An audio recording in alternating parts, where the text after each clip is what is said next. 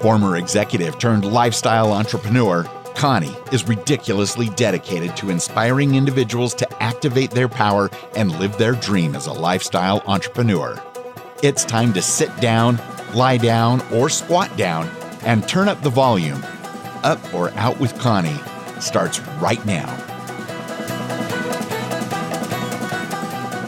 Well, hello and welcome to Up or Out with Connie, where we talk to our guest really to learn how everyone can activate their power.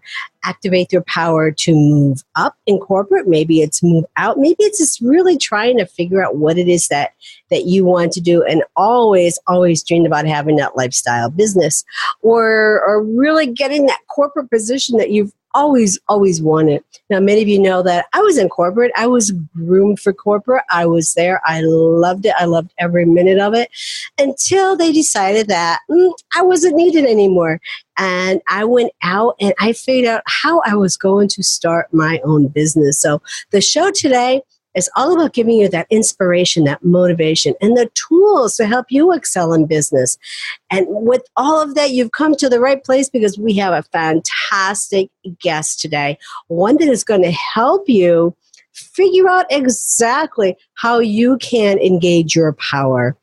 She is an energetic master, intuitive life coach, and she's also the founder of the Center for Lifelong Happiness. She brings a very unique and powerful combination of skills that are going to assist you to identify and then also accelerate your timeline for living the life that you really want. Now, she's been doing this since 1992, and she's been transforming lives with a gift of hearing exactly where those limiting beliefs are and those emotional charge issues that are blocking us.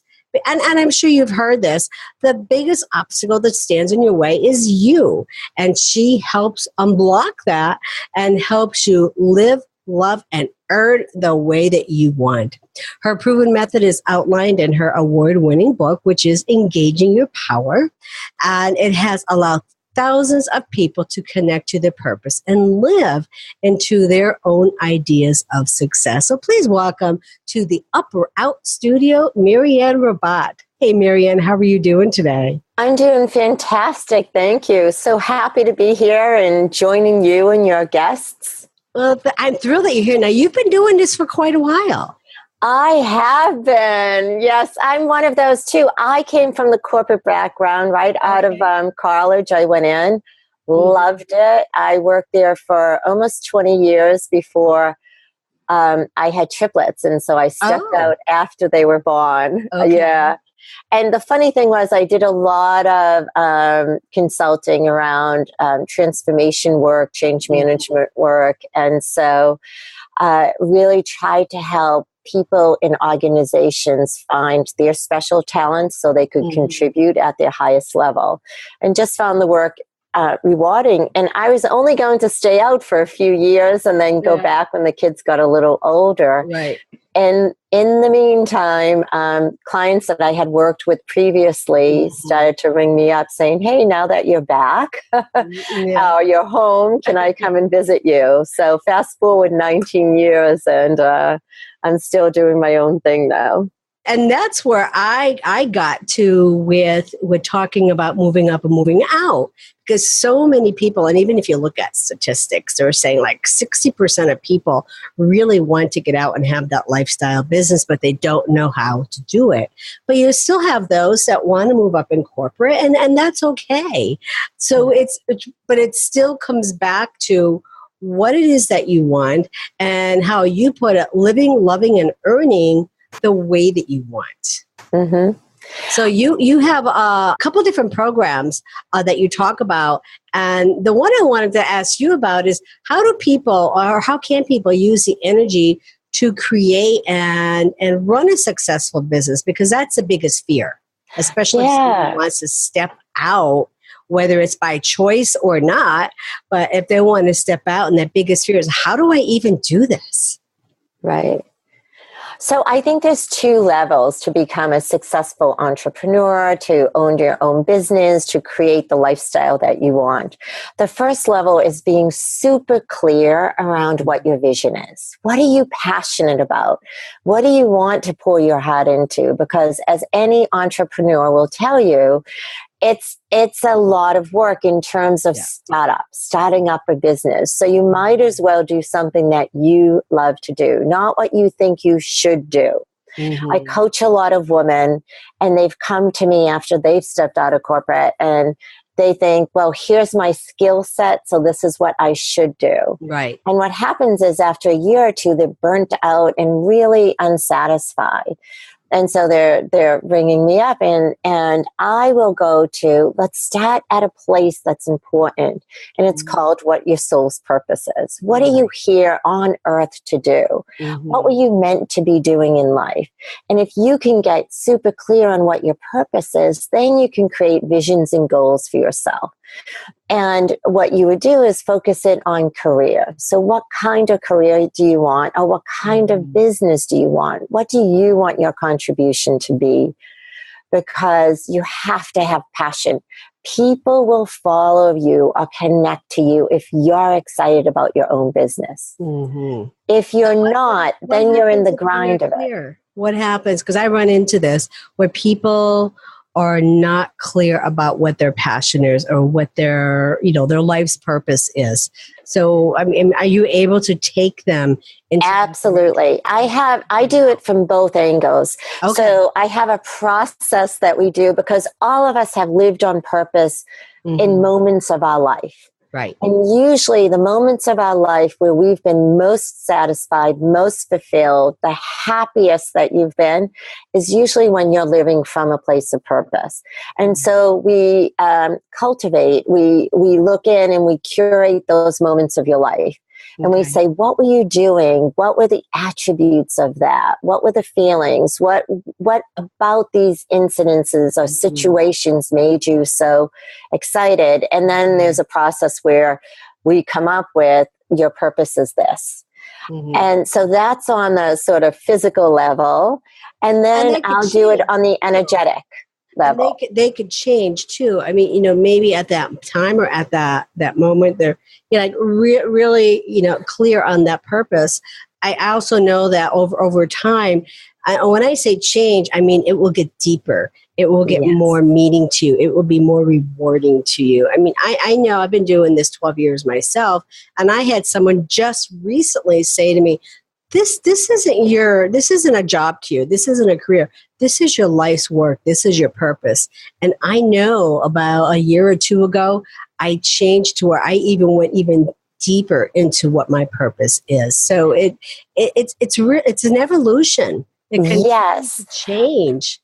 What I say is that when you get your purpose, like mine was, and this was going back to 1989, I think was when I first got my purpose. It was to creatively create destiny. I had no idea what that really meant. Okay. All I knew was that I had to be doing things where there was a real strong component of creativity involved. Mm-hmm. And a strong component of shifting things from where they were to where they are. Well, fast forward 20 years, right? 30 years, I've lost count. We don't. And what I realize is like halfway through it was to creatively create destiny by healing, teaching, and guiding. Okay. And that dropped in later for me because I think if I got it all at once, I wouldn't even know how to hold it all. Right. And so you're absolutely right, Connie. As we go along, more and more insight and wisdom come our way as we step on the path.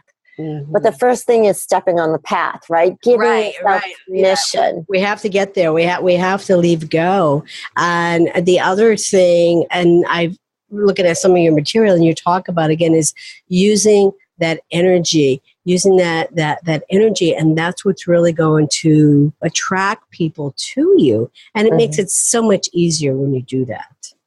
Yes. So two things about that. One is, we hold energy in our bodies. We hold energy from our past experiences. We hold energy from our belief system about ourselves. We hold energy from what our parents tell us about the world. So we hold all this energy and it's stored somewhere. And what I like to say is that we have a lot of limiting beliefs about ourselves. Either we've been told about them or we made them up. Like we make up our beliefs about ourselves. 80% of them are made up by the time we are 7 years old. Yeah. And think about it as a child, and we're going through an experience and we make up a belief. That belief has energy associated with it. And so what a lot of people will come to me with is, I say my affirmations, I have my vision, but I can't seem to take action. Okay. I take these very incrementally small steps and I get stuck. And I say that's because you have blocked energy in your system. Yeah. And usually every piece of blocked energy is attached to beliefs that do not serve us. They're our limiting beliefs. And so we'll go after the limiting beliefs you're holding, but also after the energy. Because here's the cool thing to know about energy. And this is what I always think is women's superpower. Women are amazing. They're amazing in the corporate environment. They're amazing in life, right? We hold so many things. We juggle so many things. Like we're the CEO of our families, of our businesses, of our children's lives. Like we just are able to hold so much. And it's usually because we're incredibly intuitive. Yeah. And because of our intuition, and it allows us just to sort of know at a level that we may be conscious of, a lot of women are not so conscious of. They just know, they know things, right? And so what I do is help people get back, reconnect to their own intuition, to use that as their guidance system. And then to erase all the energy that's behind what blocks us, what we made up about ourselves. So Connie, if I could I do a little example on something with you? Sure, absolutely. So you started the show saying, if you were like me and your company decided you were no longer needed, right? Okay. And so what I heard was, in a way, you got bounced out before you were ready to go. Right? Out of corporate. Now, you could have made so many stories up about that experience. And they could have been enabling stories, or they could have been limiting stories. Right. But every time we have an incident that happens to us, we make up these stories about ourselves or beliefs about ourselves. So now fast forward and you're doing this, right? You're doing your work in the world. You're doing your mission in the world. And so getting bounced out was probably the best thing that ever happened to you. Yes. Ever, right? And I say it was a gift. It was a gift. But in the moment of it, it didn't feel like a gift. Oh, no. Right? Like we could go to that after all I've given to you. After all, like I've been through enough of these scenarios with people to know like the top 20 hits that people usually go to. The challenge is that some people get stuck in those top 20 hits. Yeah. Some people get stuck in the resentment or the remorse or the anger or the sadness that they got let go, and they don't revitalize their life into something more. And so when they get stuck, it's not only they're stuck intellectually, they're stuck energetically. There's something holding them in that spot. And so the combination of releasing the energetics around the event and having them see what's possible for themselves now that they're no longer there is what mobilizes people to make change faster. And you're absolutely right. Some people do get stuck and they just can't move on. So many people, I mean, whether it's, through a divorce, something devastating, divorce or, again, loss of a job or whatever it might be. And I'll be honest with you, when it first happened to me, I was devastated. And around that time, I found out about my adoption. So it was like double whammy, and it really put me over for a period of time where I just couldn't function. So, I mean, once I finally realized, they just gave me a gift. And I was able to take that time to learn about myself, learn about the adoption. And then I was finally able to move on. And the work that you're doing is so important because people do get stuck in that place of being a victim, or honestly, the Me Too campaign. I know some people that are very strong in that place, but they haven't been able to move forward. They're stuck in that place of being a victim. And that is one thing that I would like to speak more about myself, is that we need to move beyond that. Mm-hmm. And it's not to forget it, because again, there's brilliance within sometimes our experiences, but it's to then grow from it and not have it define who you are, right? Right. That's what you and I are great at, supporting people to say yes, giving them empathy, giving them support and structure, but then gently moving them. Or sometimes pushing them from that place. Sometimes it's pushing them. I say, let's walk side by side. We're going to walk forward, and we're going to walk through this. And you're going to see that on the other side is where you will find your strength. Right. Because here's the thing. Spirit, every one of us came down with a purpose, with a set of experiences that your soul wanted to have. And sometimes if we're stuck in doing something that isn't quite what our soul wanted to have, we'll get these gentle nudges to move us forward into something else. And then sometimes we'll get these super hard nudges, I say, that push us out of our safety zone. Because as human beings, one of the things that we want most is safety. But sometimes safety doesn't really support our growth and our development. Right. They want the safety, is the fear. I mean, that's the big 4-letter word, the fear of the unknown, the fear of moving forward. So it's definitely incredible. And you also talk about the energy and combining your energy also with your spiritual guides. And I truly believe in that also myself. And that really does make a difference. So I have a husband who's interviewing right now for a new set of positions. Okay. And he was really nervous about this one position because it's in a super cool company. Everyone wants to work there. It's hard to get in. And we went out for a walk that morning, and I said, so how are you feeling? And and he was like emitting all this like agitation, a little fear, a little uncertainty. And I'm like, okay, wait, like from that place, you're not going to get anything. Right. Here's what you need to do. You need to call your guides. And I call it energetic call-ups. Oh, it's that we call the people we're going to meet ahead of time. Because again, we always meet before in the energy.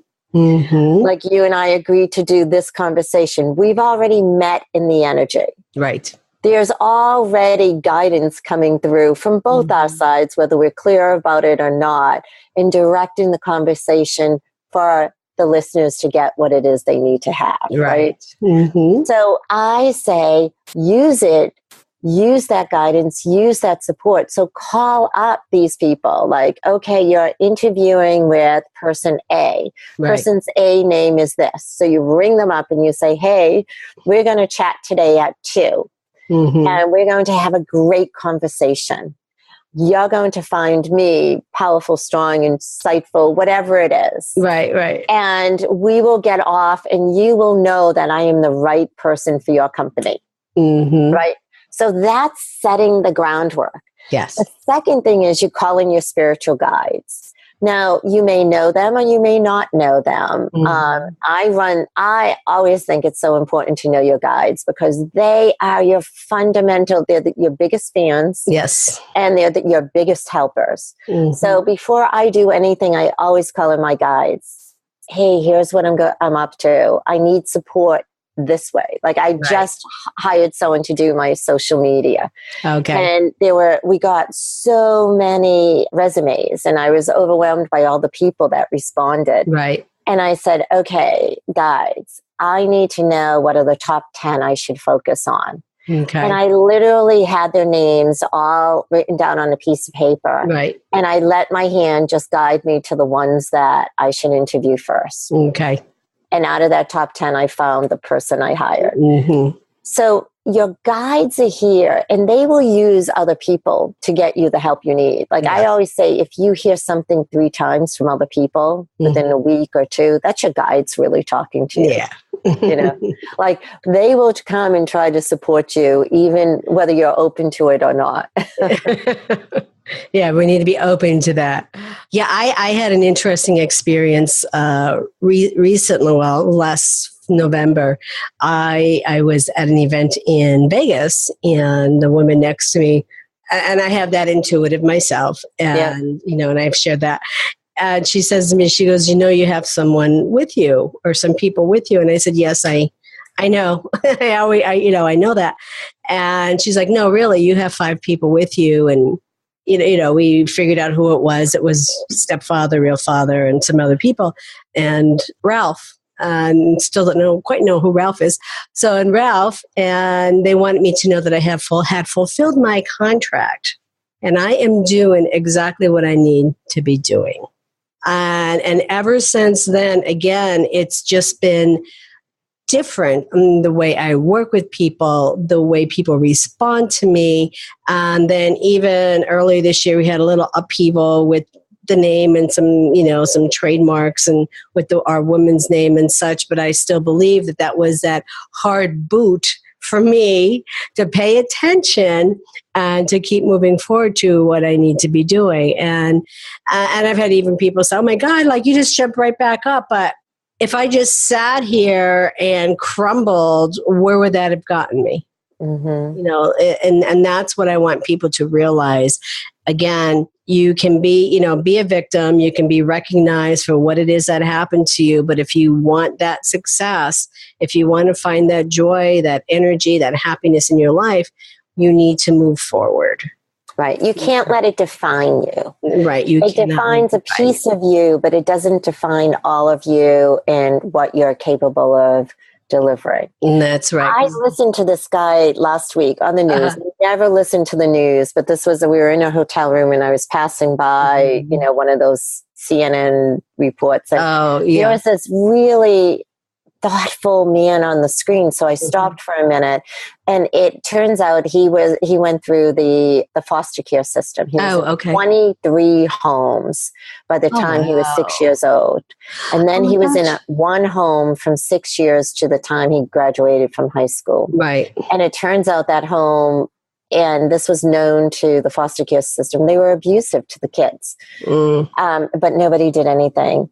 And he used to escape to libraries and into books. And he said to himself, you may have stolen my childhood, but you are not stealing my life. And that was the pact that he made to himself. Oh, just saying it, I get chills. I know. And he chose to find a mentor and get into a college. And now he's doing brilliantly well. Wow. But the idea is that now he could have, like so many others, stayed in the either upset, the mourning, the victimization of what happened because it wasn't fair, it wasn't right, all of that. Like the injustices were huge. And yet he chose to say, you get this part, but you don't get all of me. You don't get me. Yeah. Wow. That is so, so powerful. So powerful. Well, I have a couple questions for you. Sure. Basically our hot seat. But the first one is to complete this sentence, which is, I am unstoppable because. I am unstoppable because I have a clear vision, a passion for what I do in the world, but also how I want to be in the world. I think doing and being is equally important. And once I understood what my purpose is and that I have a unique way of supporting and helping people, then I have such a strong desire to be doing my work in the world. So that's what makes me unstoppable, my doing and being. Love that. So what is that pivotal moment in your life, that event in your life that really had the greatest impact on you?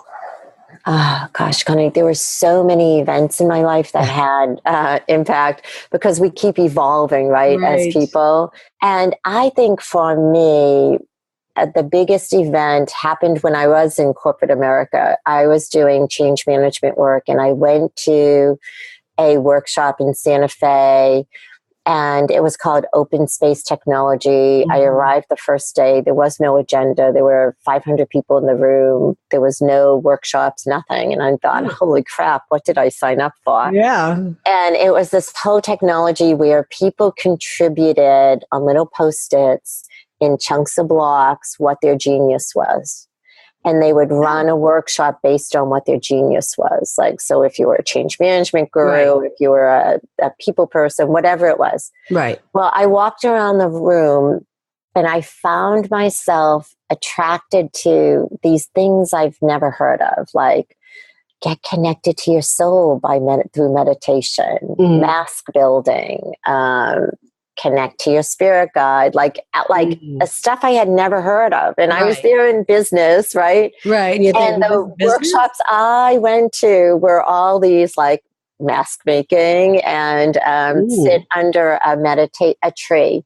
And so I went to sit under a tree with this guy, and the meditation was all about connecting in with your heart chakra. And it didn't work. Like I closed my eyes, I could see nothing, I could hear nothing. Connect to nothing. And I thought, oh, this poor guy, his stuff isn't working. And I was in my head redesigning how he could run his workshop so that he has success, right? Like that's who I was at the time. When we got out, there were like 25 of us sitting under this tree. And I thought, oh my God, the poor thing, he's going to hear how nobody got anything. Well, one by one, people stood up and someone sang a song, someone else got poetry, someone else got...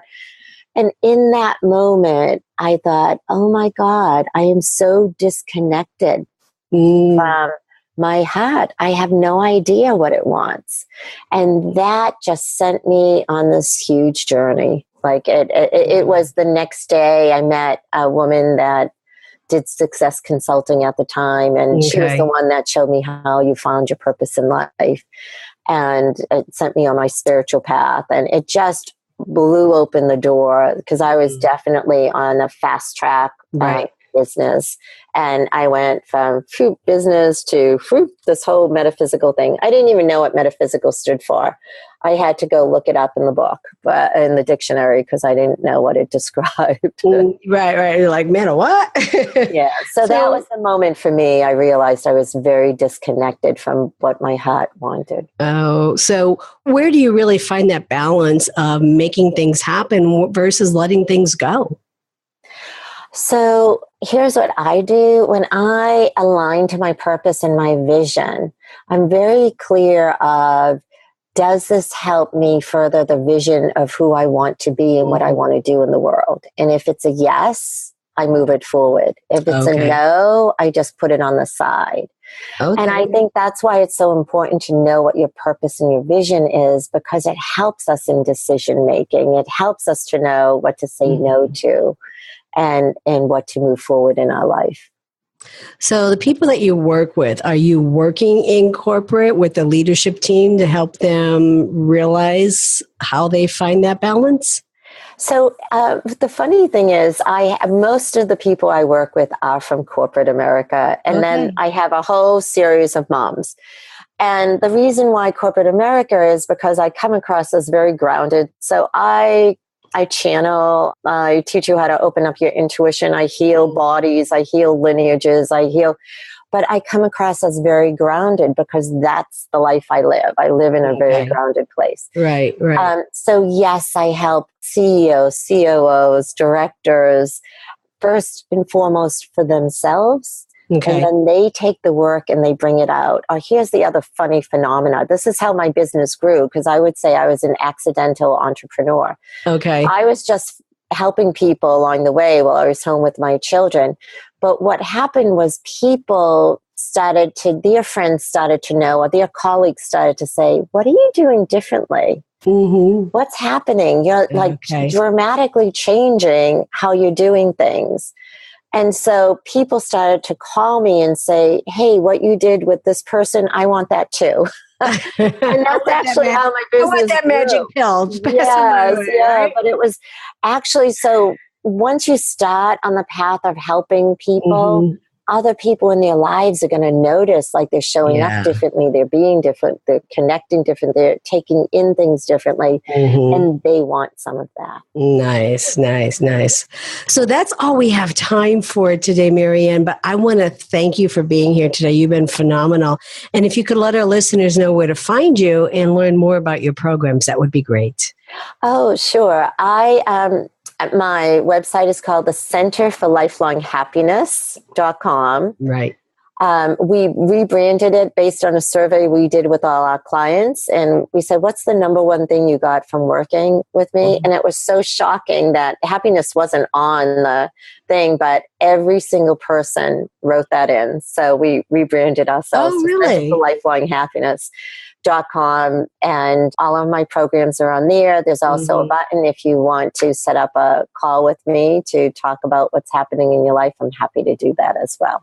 Oh, phenomenal. Mary Ann, I want to thank you for being here. And if you want to find out more information about Mary Ann Robbat, just go to her website, centerforlifelonghappiness.com. I mean, who doesn't want happiness? Mary Ann, thank you for being here. You're very welcome, and thank you. Thank you. And this is Connie Fife. And until next time, activate your power and decide if it's up or out for you. And let's all be unstoppable together.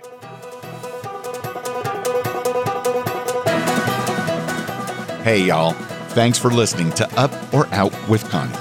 If you like what you hear and would like to be a guest, email the team at bookme@uporout.com. Learn how you can activate your power at activatemypower.com.